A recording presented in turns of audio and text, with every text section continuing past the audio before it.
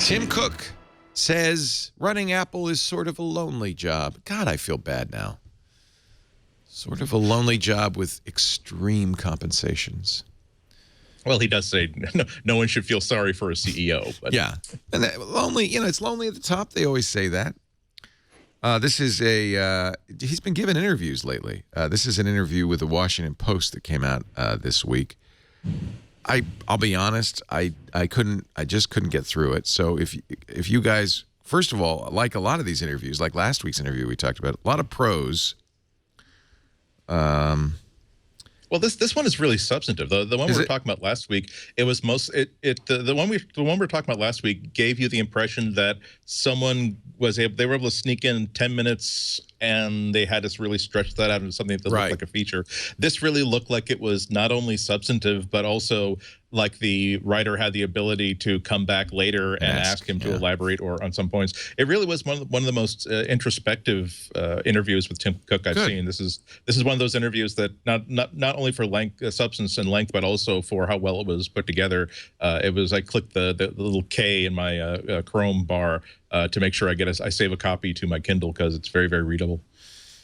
Cook, 55, chooses his words carefully, taking long pauses and speaking with a slight Alabama drawl.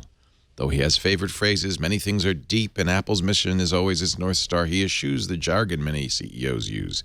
And while he's quick to trumpet Apple, he's also unassuming, quickly noting, after saying his job can be lonely, that I'm not looking for any sympathy. CEOs don't need any sympathy. Well, let's walk through it then. Let's get the high points. He does admit that he hired the wrong person initially for Apple Retail. This was after Ron Johnson left, right? Mm-hmm. And it sounds like what we had all assumed. We knew that. It was a very quick culture clash of between. We've all forgotten his name. Before Angela Arendt. The guy from Dixon's. I mean, if you've ever been to Dixon's in London, Down you market. would never assume that. Yeah. You would never assume that would connect with Apple. Right. So I have bought things there, and it's not the same as an Apple store. He says the North Star has always been the same, even as under Steve, which for us is about making insanely great products that really change the world in some way, enrich people's lives. Our reason for being hasn't changed. That's great. I love hearing him say that.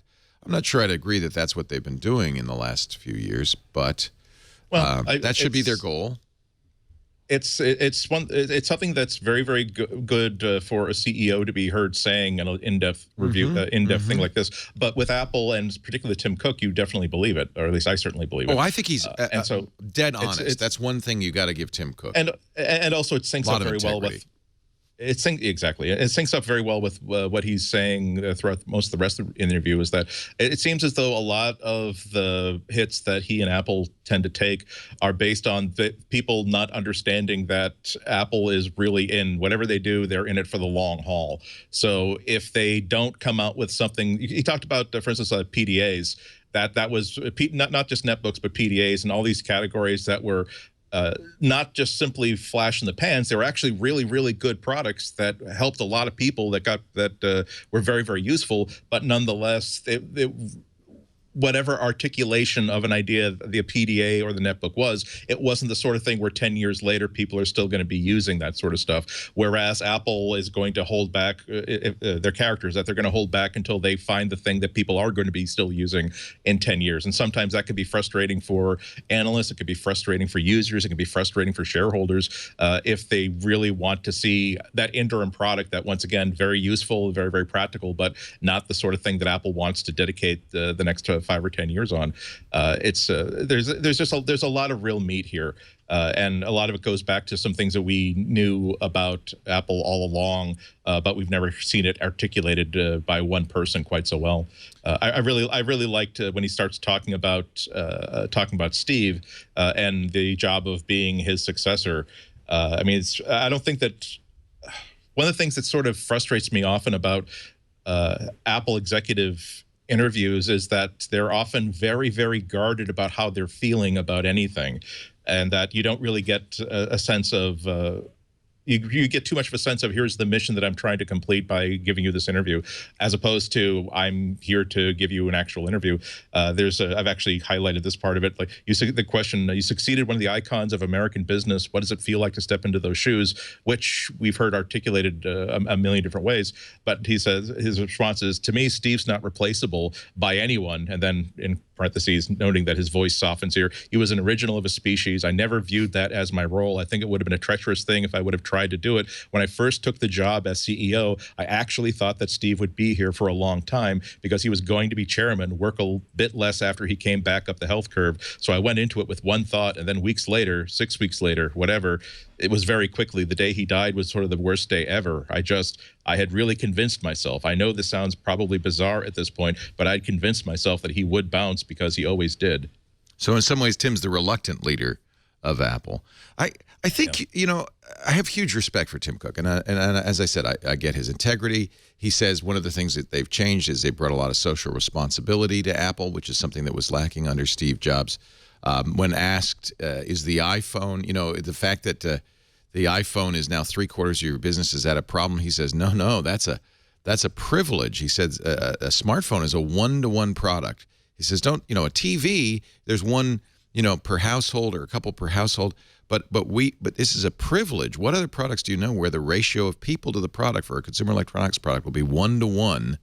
And that means, he says a lot of people are focused on 90 days, on the quarter, but that means in the long haul, the level of performance is going to skyrocket, and there's nothing that's going to replace it in the short term or the intermediate term either. Well, and I think that also when you look at app installs and so on and so forth, you really the issue is that revenue, while it may not keep on growing as year over year, is also not going to erode very quickly either. Right. People are using the operating system they're happy with. They bought a lot of apps for it.